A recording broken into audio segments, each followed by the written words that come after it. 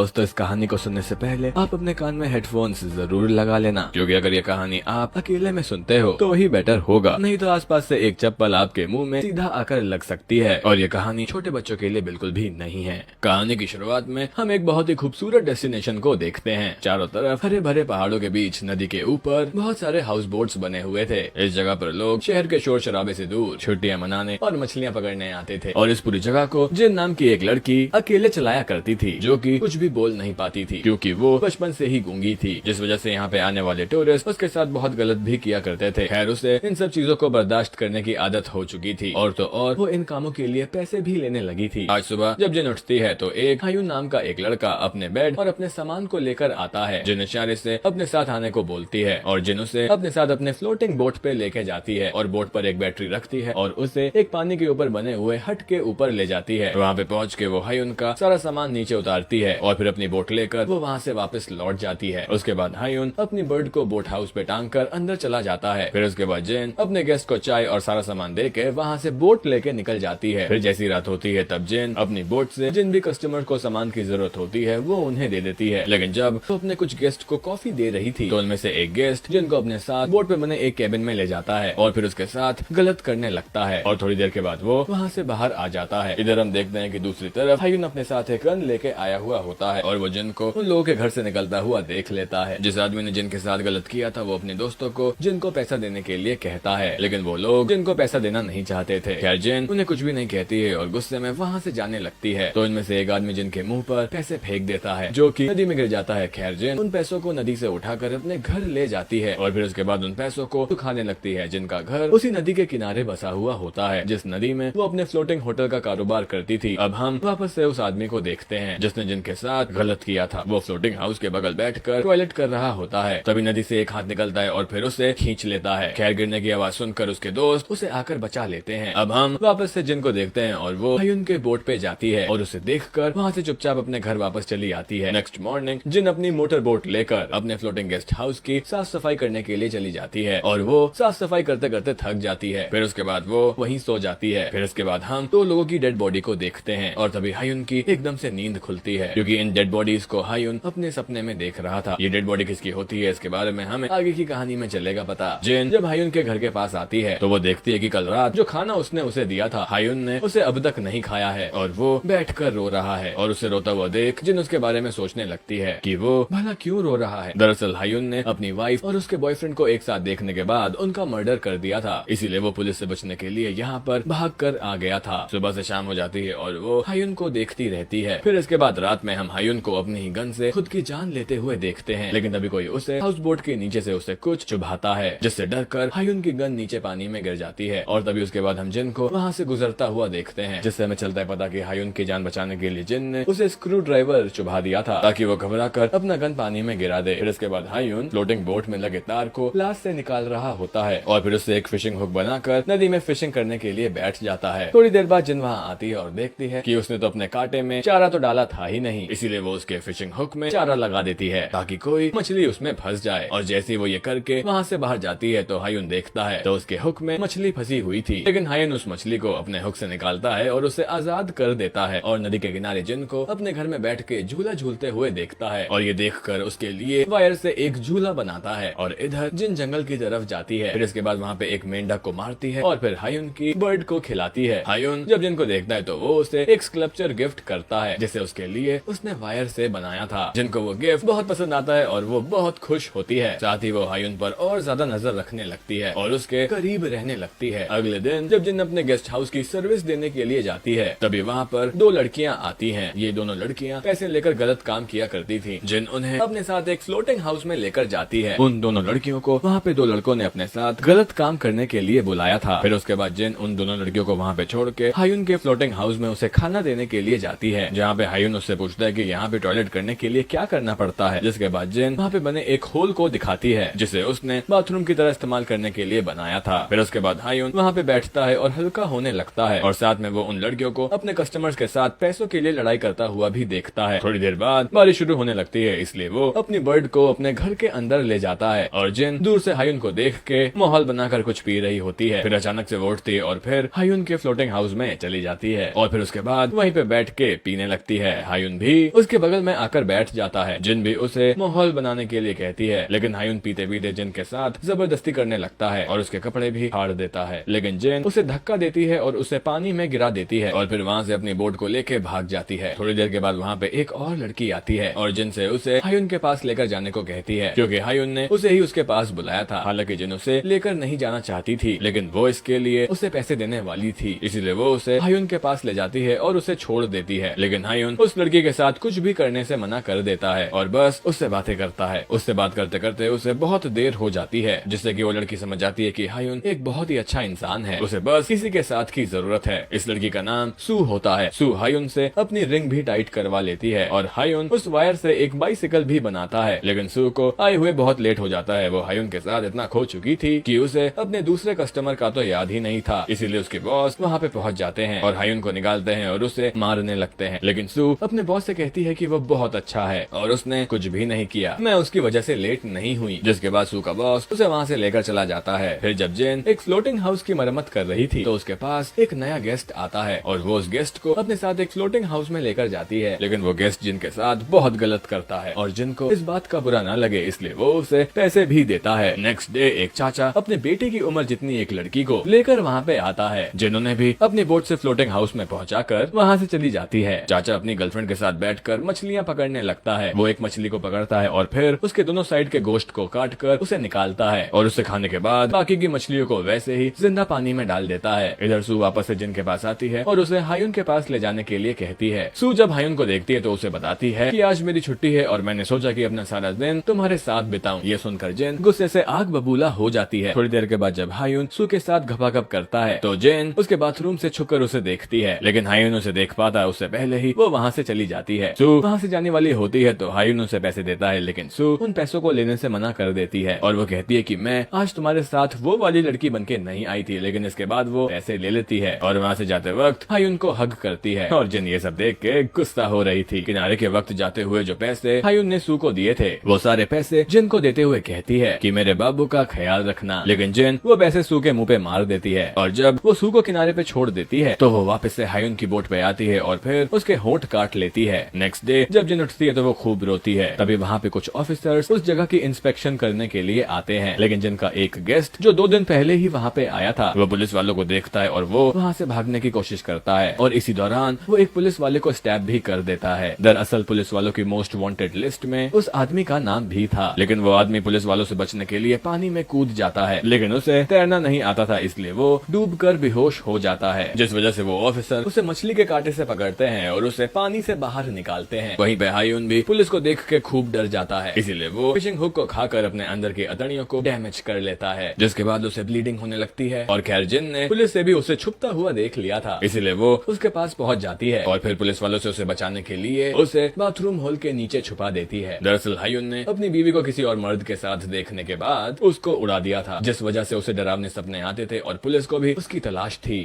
इसी के साथ आज का वीडियो हम खत्म करते हैं। अगर आपको अच्छा लगा तो प्लीज इस वीडियो को लाइक और कमेंट जरूर कर दीजिएगा। मैं बहुत सारी मूवीज लेकर आता रहता हूँ तो प्लीज इस चैनल को सब्सक्राइब कर दीजिए और बेल नोटिफिकेशन आइकॉन दबाना मत भूलिएगा। हम फिर से मिलेंगे और एक नई मूवी के साथ, तब तक के लिए थैंक यू और आप अपने आप का ख्याल रखिए।